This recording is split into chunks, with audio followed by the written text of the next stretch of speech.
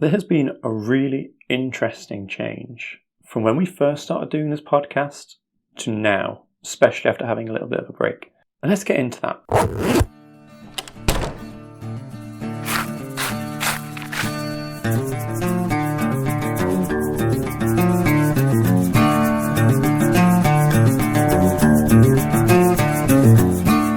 What we've noticed since coming back is that it's been a lot harder to actually get people onto the podcast.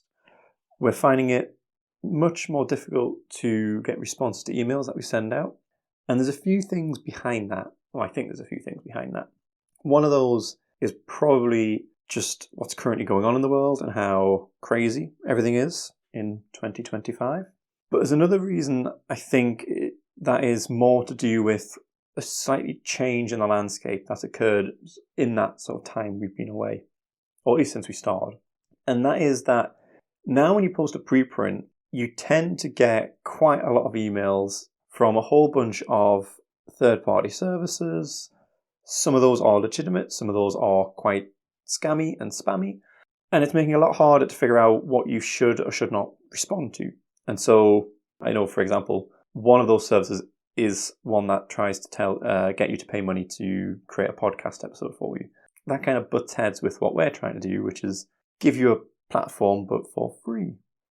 Something else that's started to come up is the rise of AI and audio-based AI in particular. So GoogleLM, which is Google's AI notebook thing, is a very interesting thing to play around with because you can put in various sources or papers, preprints, and it will generate what sounds a bit like a podcast summary of what you've put in. The summary word there is doing a lot of heavy lifting. These are not deep dives, these are not critical analysis kind of things. These are just basically an audio description in a more engaging way of the stuff you put into it. But I have noticed some people have started to use this as a way of helping to sort of advertise their preprints a little bit. I think it's a really useful, or potentially really useful, but definitely a very interesting use case scenario. So what I thought we'd do today is collectively take a look at that and see if it's any good. So what I've done is I've put 2 of my papers into the GoogleLM, and I've then given no other additional sources and asked Google to create a podcast based on those 2 papers. The reason I used 2 papers is that they were very much lined up, linked up together, so it made sense to do them together. I did do this initially with just one of them, and that was interesting. So I wanted to see what it would look like if you had a bit more information in there. So what we're going to do is we're going to listen to this second version together, and then at the end I'm going to add some thoughts that I have, and I would love to hear from you and what you think about all of this, because it's interesting for good and bad reasons. Before we do start, I haven't edited this at all. You will notice at the end it kind of very rapidly drops off. I don't know if that's just a limit of what the LM currently outputs or if something else is going on. I might have done something wrong here. So it does drop off very suddenly. That's not me editing, that's just how it comes out. And I've not done anything here to fact check anything that's been said. You're getting the raw output. I'm not going to at any point fact check or comment on anything that was horribly wrong. The first run through I did of this, it wasn't perfect, but it didn't seem to hallucinate particularly. So it's not a big risk, I don't think, but we'll discuss that more. Just wanted to disclaimer that what you're about to hear is an experiment. It's not necessarily a factual overview of or a representation of my work. Let's take a listen.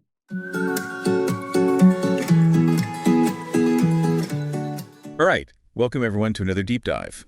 Yeah. Excited to jump into this one. Yeah, we're going to be tackling a pretty fascinating area, I think. Yeah. It's where scientific research meets rapid information sharing. Yeah. And we're talking specifically about the role of preprints during those really early stages of the COVID-19 pandemic. Yes, a really critical time. Yeah. So you shared some really interesting stuff with us focused on 2 key studies. Right. One from PLOS Biology, published April 2021. Yeah. That looked at, how these COVID-19 preprints kind of shaped the whole landscape of science communication. Mm-hmm. And then another one, also from PLOS Biology, but this was from February 2022. Okay. And that one dug a little deeper into, what happens to these preprints as they go through that whole journal publication process. Right. So like what changes between the preprint version and the final published version? Exactly.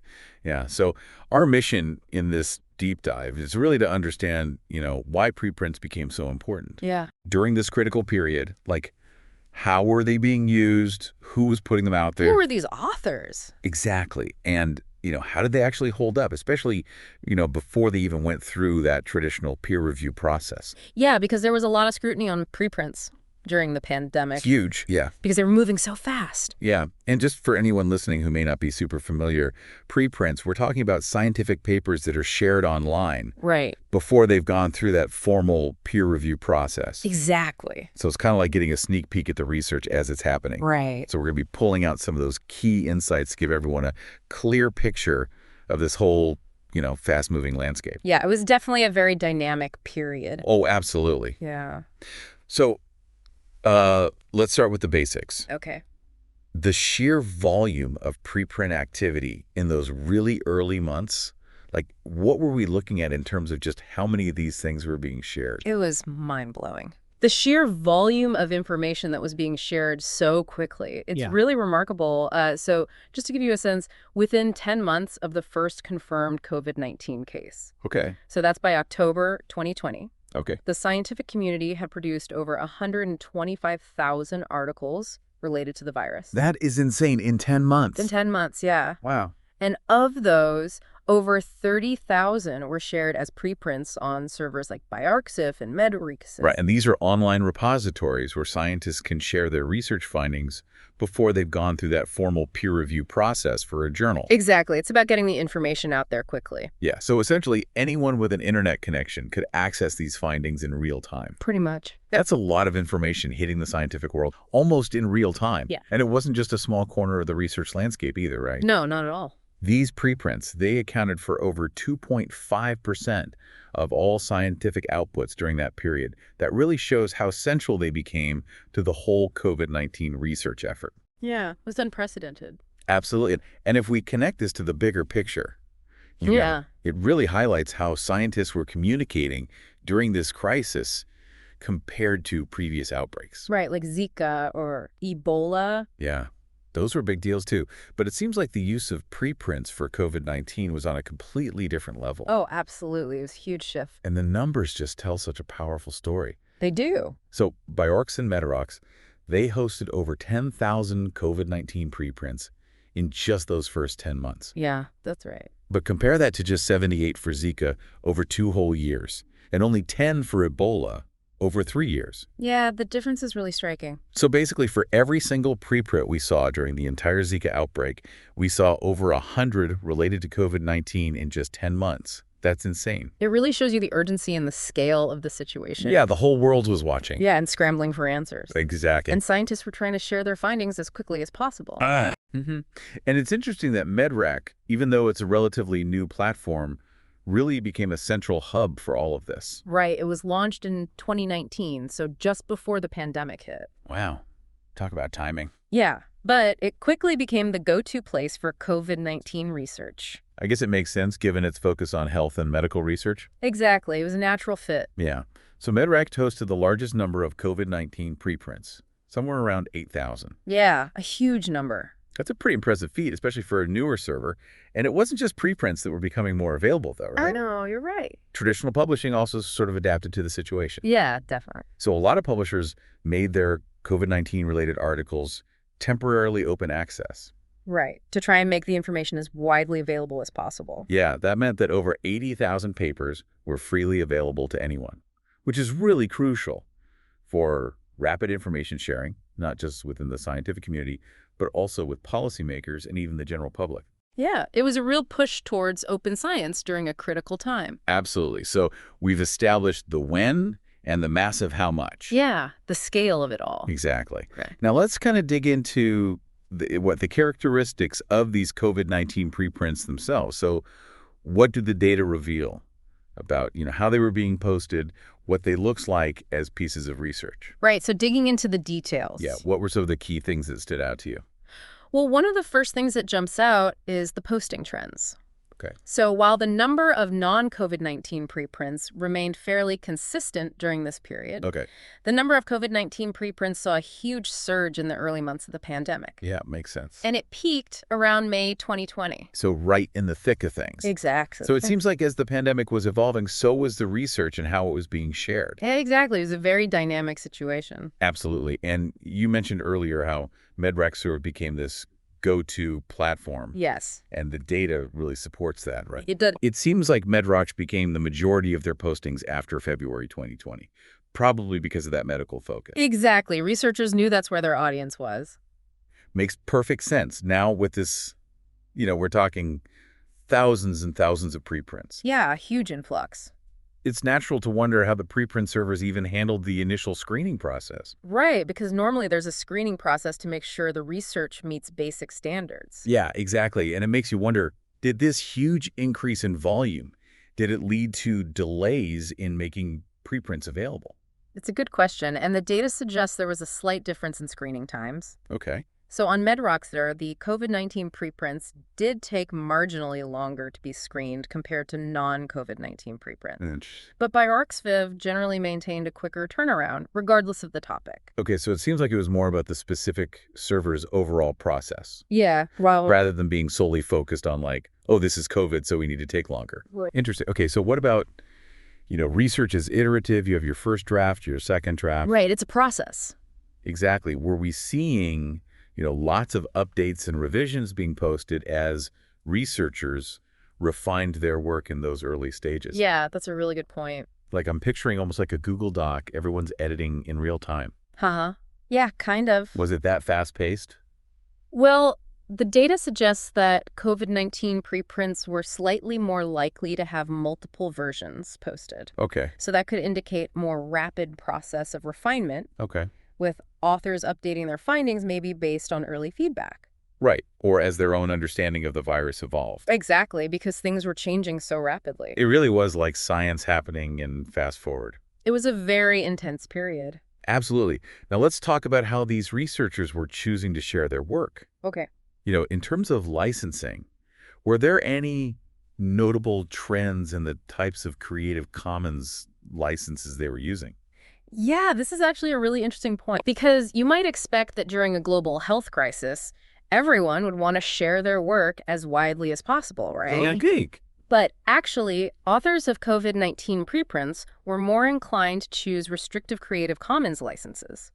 Oh, wow. Okay, that's surprising. Yeah, specifically the non-commercial NC and no derivatives ND options. Right, so that means that others can't use the work for commercial purposes. Exactly. And they can't create, like, modified versions without permission. Right. So it's interesting, in a time when everyone's sort of clamoring for information, there's still this sort of, desire for control over their work. And I think that speaks to the delicate balance between that urgency to disseminate information, but also wanting to make sure that it's being used accurately and appropriately. That makes sense. It's like walking a tightrope. It is. Between sharing and protecting. Exactly. And it really highlights something, we see in science communication all the time. What's There are often these competing interests at play. Right.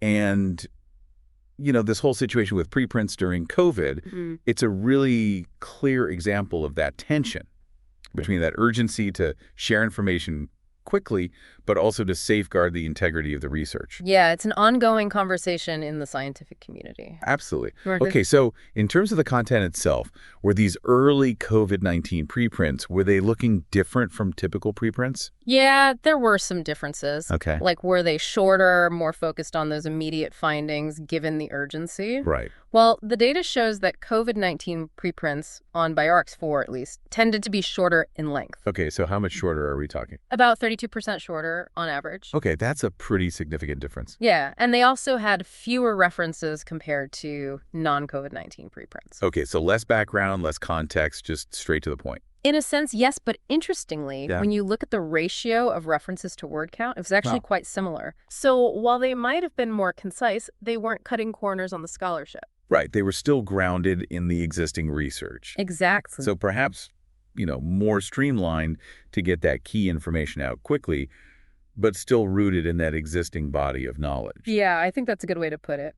Okay, so now let's shift our focus to the WHO, the scientists behind this huge surge of preprints. Right. Who were these people? Yeah, who were these researchers? And was this a new way of working for a lot of them? That's a great question. Yeah, what did the data reveal about the authors of these preprints? Well, one interesting finding is that COVID-19 preprints did tend to have slightly more authors on average. Okay, so bigger teams. Yeah, and there was a higher likelihood of those really large research teams collaborating on these papers. Okay, that makes sense.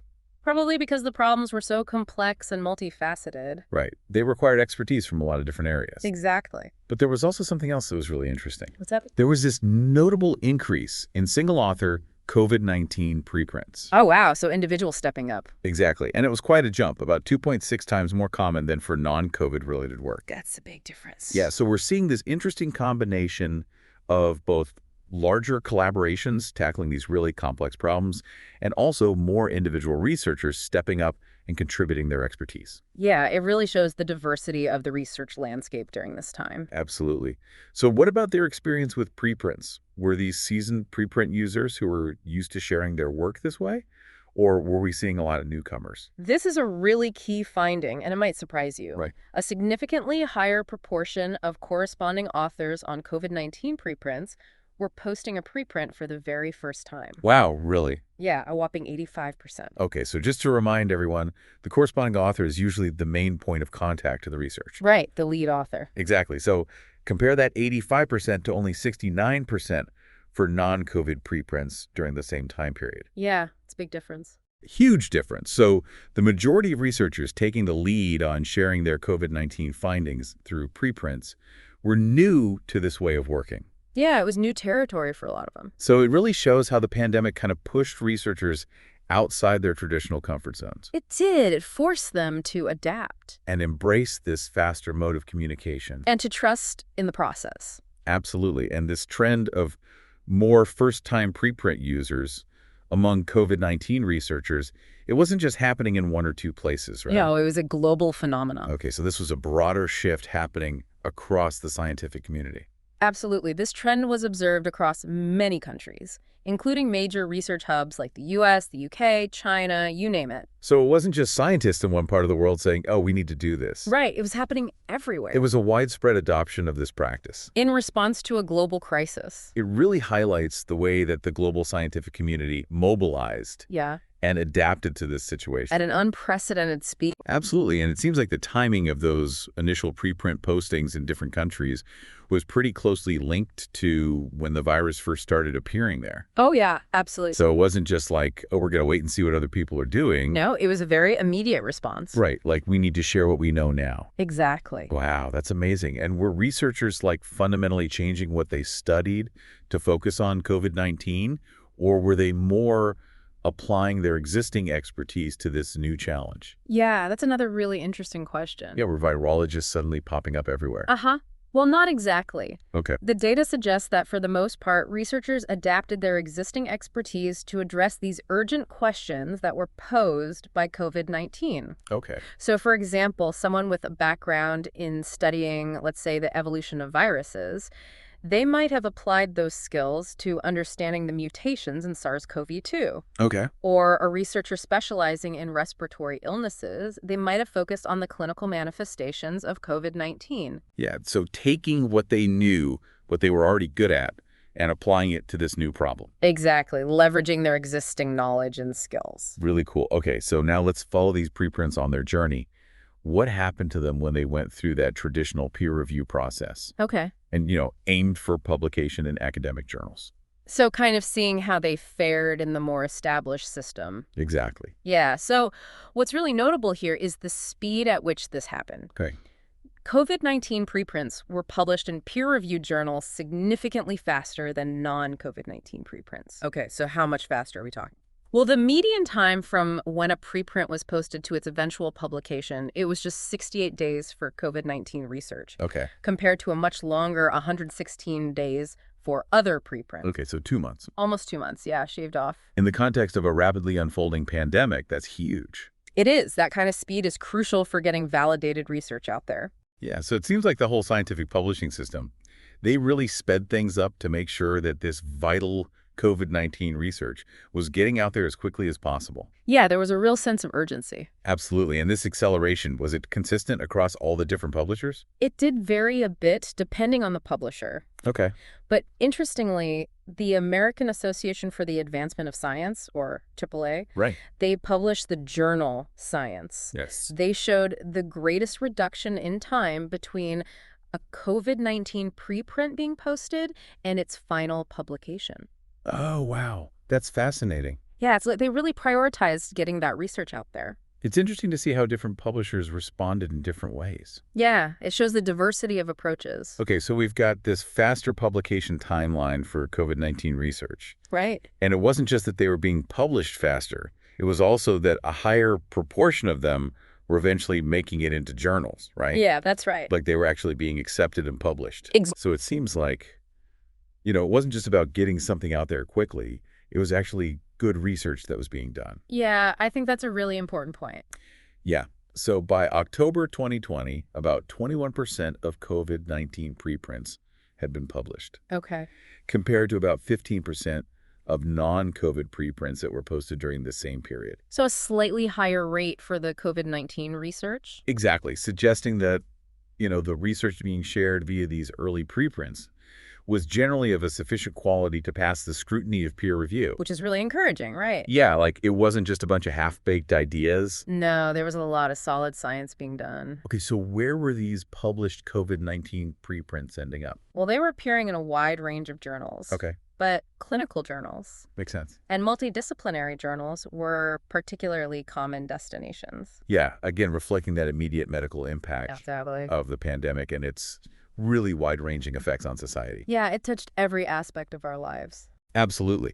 So it's clear that preprints weren't only being shared rapidly in their initial form, but they were also successfully making it through that formal publication system Right. at an accelerated pace and with a good rate of success. Yeah, it really shows the value of preprints in getting research out there quickly. Absolutely. Now let's talk about the impact of these preprints. Like, how were they being received and used by the scientific community, the media, and the public? Right. So beyond just the numbers, what was the actual impact? Yeah, were people actually reading these things? Yeah, were they having an influence? Well, the data on engagement with COVID-19 preprints is pretty remarkable. Oh, yeah. Right from the beginning, they received a lot more interest compared to non-COVID preprints. Okay. So we're talking abstract views were initially about 18 times higher for COVID-19 preprints. Wow, 18 times. And the number of times they were downloaded was about 30 times higher. That's a huge difference. Yeah, it really highlights the just intense global interest in this emerging crisis. People were hungry for information. Absolutely, and desperate for answers. Yeah, and researchers were eager to share their findings.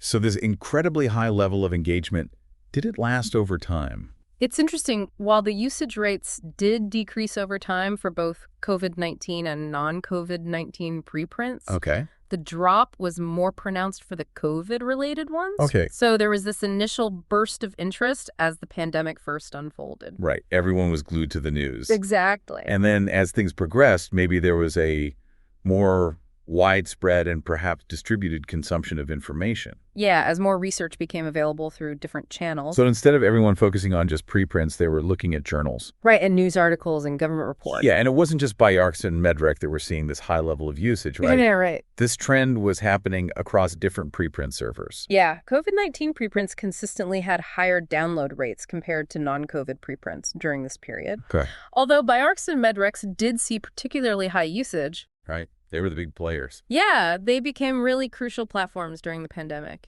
Now, beyond just views and downloads, what about citations? Okay, so looking at how these preprints were being incorporated into other research. Exactly. Were other scientists using them in their own work? Right. Were they building on these findings? And importantly, were they being cited even before they were formally published? Yeah, because that would really show the impact of preprints. Absolutely. So what did the data show? Well, a much higher percentage of COVID-19 preprints received at least one citation compared to non-COVID preprints. Okay, so what was the breakdown? Almost 58% of COVID-19 preprints were cited at least once. Okay. compared to only about 21% of non-COVID preprints. Wow, that's a huge difference. Yeah, and they also had greater total citation counts overall. Okay, so they weren't just being cited once or twice, they were actually being integrated into the scientific literature in a meaningful way. Yeah, it shows that they were influencing the direction of research. Even in their preprint form. Ex- So these preprints weren't just fleeting pieces of information. Right. They were actively shaping the scientific conversation as it unfolded. And that's a really powerful testament to the value of preprints. Absolutely. Now, what about the broader public sphere? Okay, so beyond just the scientific community. Yeah. How did these preprints fare in terms of attention on social media? Did they go viral? Haha, well, some of them did. Right. They definitely garnered a lot of attention on social media, particularly on Twitter. Okay. So COVID-19 preprints had greater Twitter coverage and were tweeted about at a much higher rate than non-COVID preprints. Okay. So people were talking about them. Yeah, and sharing them and debating them. So they really were breaking into that public consciousness. Yeah, and some of the preprints that were most widely shared on Twitter were the ones dealing with topics that had a direct impact on people's lives. Okay, like what kind of topics? Things like transmission of the virus, Okay. the possibility of reinfection, Makes sense. and, how widespread antibodies were in the population. Right, things that people were really worried about. Exactly, things that were affecting their daily lives. And it's understandable why those topics would get so much attention. Absolutely. People were looking for answers, for reassurance, for any information that could help them navigate this uncertain time. And preprints were providing some of those answers, even if they were preliminary. Yeah, they offered a glimpse into the cutting edge of research. Right. And that was really valuable for a lot of people. It was, even though it's important to remember that preprints are not the final word. Of course, they're still undergoing peer review, Right. but they can offer valuable insights into the direction of research. Exactly. Okay, so we've got Twitter. What about traditional news and media coverage? Yeah, did preprints make it into the mainstream news? Yeah, did they break out of the academic bubble? Well, they definitely got more coverage than they ever had before. Okay. So COVID-19 preprints, they received an unprecedented level of coverage in news articles. Okay, so how does that compare to non-COVID preprints? Well, nearly 29% of COVID-19 preprints were featured in news reports, Okay, compared to just 1% of non-COVID preprints. so a huge jump. Huge, yeah. And they were being used in news stories at a rate almost 100 times higher. Wow, that's remarkable. It is, and they were also being mentioned more in blogs and Wikipedia articles. So it seems like this really was a shift in how early-stage research was being reported and referenced in public discourse. Yeah, it was like the public was getting a front row seat to the scientific process. Absolutely, and with all this increased visibility, I imagine there must have been more, direct public engagement and scrutiny of these preprints. Oh, yeah, absolutely. So was it just journalists writing about them? No, the public was getting involved too. Okay, how so? Well, COVID-19 preprints, they were receiving comments from the public more frequently than non-COVID preprints. So people were actually reading these preprints and leaving comments. Yeah, engaging with the research directly. That's pretty amazing. It is, and some preprints that generated controversy, they faced intense public discussion. Right. And even calls for retraction. So it was almost like a real-time peer review process happening. Yeah, sort of. But it was the public that was doing the reviewing. Exactly. So it really was a period of, intense public debate and assessment of these emerging scientific findings. Yeah, it was a very public process. Okay, now did this rapid dissemination and public attention have any impact on actual policy decisions? So did it influence what governments were doing? Exactly. Were policymakers paying attention to these preprints? Yeah, because that's the ultimate goal, right? Yeah, to have research that informs real-world decisions. Exactly. So what did the data show? Well, preprints, especially the ones hosted on Medxt, Okay. they were cited in a notable number of COVID-19 policy documents. Oh, wow. So they were being used to inform policy. Yeah, at least to some extent. Okay, so who was citing them? Organizations like the European Centre for Disease Prevention and Control, ECDC, Okay. the UK Parliamentary Office of Science and Technology, POC, and even the World Health Organization, WHO. Wow, so some of the biggest players in global health. Exactly. That's pretty impressive. It is, although it's worth noting that the frequency of citations was still relatively low compared to citations of traditional peer-reviewed publications. Right, those still carry more weight. Yeah, but it does show that preprints were having an influence. Yeah, they were at least part of the conversation. Right. And it points to a potential pathway for preprints to maybe play an even bigger role in informing public health responses in future emergencies. Yeah, it's a tool that we can use to get information out there quickly. Absolutely. So we've seen how preprints exploded onto the scene during the pandemic. Yeah, it was really remarkable. We've talked about who was using them, how they were being received, all of that. Right, a lot of different perspectives. Now let's turn to that crucial question of how these early, rapidly shared findings actually held up once they went through that more rigorous process of peer review for journal publication. Right, so how did they fare when they went through that more traditional vetting process? Exactly. And what kind of changes typically occurred between that initial preprint posting and the final published version? Okay, so looking at the before and after. Yeah. What were some of the key findings from that second PLOS biology study? Well, one of the first things they looked at was the list of authors, Okay. and they found that COVID-19 preprints were almost 3 times more likely to have additional authors listed on the published version compared to non-COVID preprints. Oh, wow. So a lot more people getting added to the author list. Yeah, and that could reflect a few different things. Like what? It could be that collaborations solidified during the peer review process, Okay. or that additional expertise was brought in as the research was refined. Right. Maybe the reviewer said, oh, you need someone who specializes in this Exactly. to really make this paper strong. Yeah, it's a way to strengthen the research. So what about the transparency of that review process itself? Were these publications typically accompanied by those openly available reports from the peer reviewers? That's a good question. So everyone can see what those reviewers were saying. Right, because that adds a lot of transparency. Yeah, it helps people understand the changes that were made. And it can build trust in the process. Exactly. But unfortunately, this study found that open peer review, where the reviewer's comments are published alongside the article, was still pretty rare. Oh, that's too bad. Yeah, only a small minority of published preprints had these openly available reports. Okay. And it was even less common for COVID-19 publications compared to non-COVID ones. That's surprising. You'd think they would have wanted to be extra transparent given the high stakes. You would think. And I think a lot of people are pushing for more transparency in peer review. Yeah, it's definitely a trend in scientific publishing. But it seems like there's still a ways to go. Yeah, it's a slow process. Okay, so what about the raw data that underpinned the research? Was there any noticeable difference in how readily available that was between the preprint and the published article? So looking at data sharing.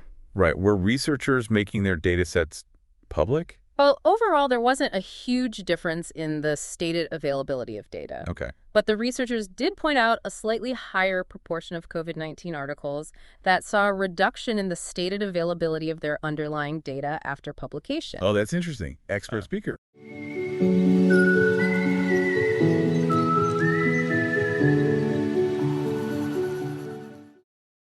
Now, you can read these papers if you want to, you don't have to.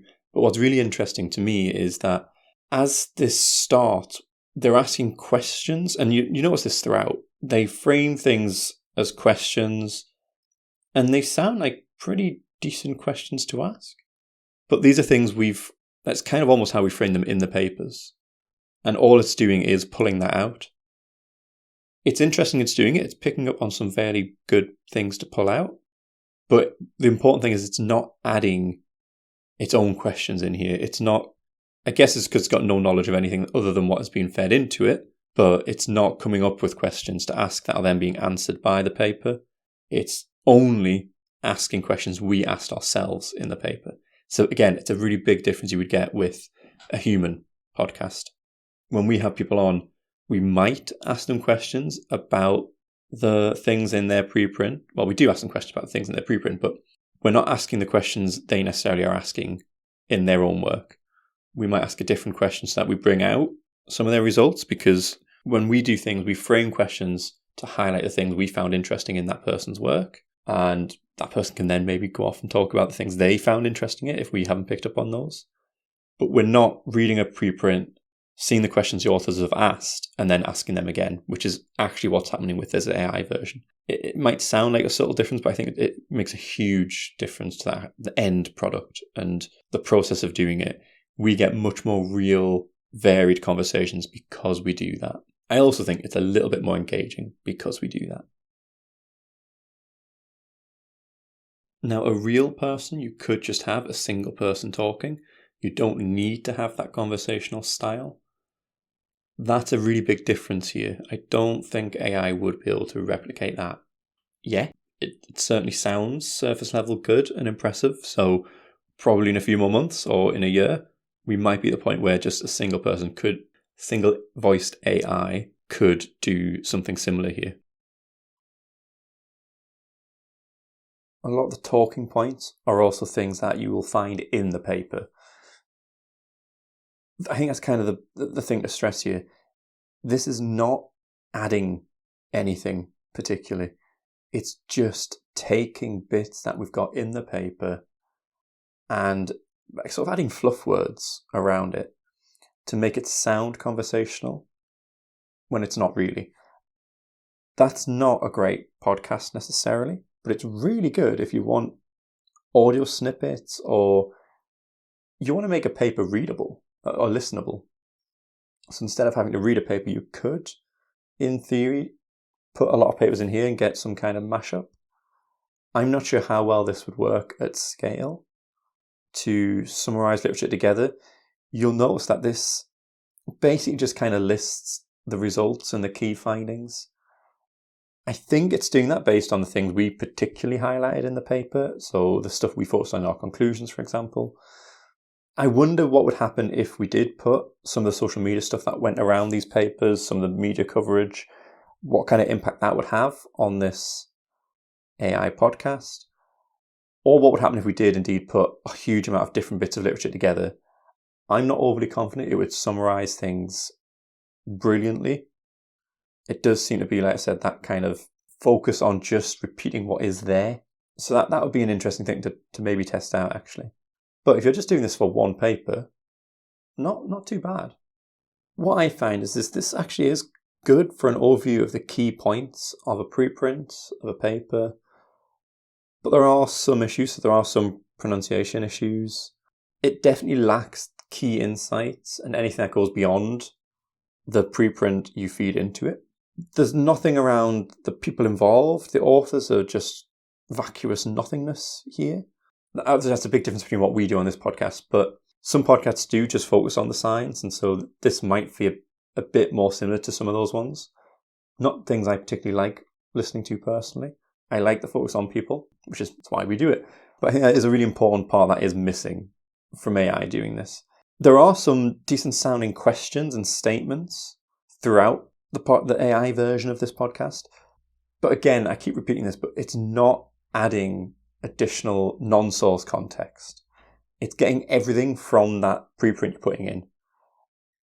That is quite limiting. But I think if you just want a fun, fairly accurate, although not entirely, audio track to go along with your preprint as a way of promoting that preprint or doing something just a little bit different, making it maybe a bit more accessible, then this might be something worthwhile doing.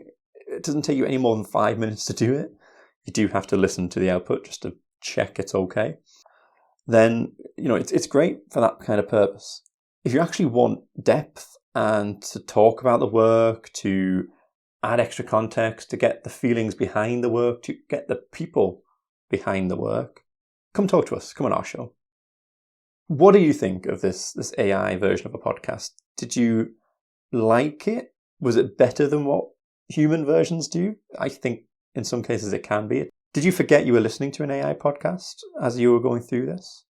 What did you think? Let us know, because I find this really interesting. This isn't the job, so I can't be out of a job at least, but I want to know what you think. If you enjoyed listening, then hit that subscribe button. Don't forget to rate us on Spotify. Until next time, have a good week.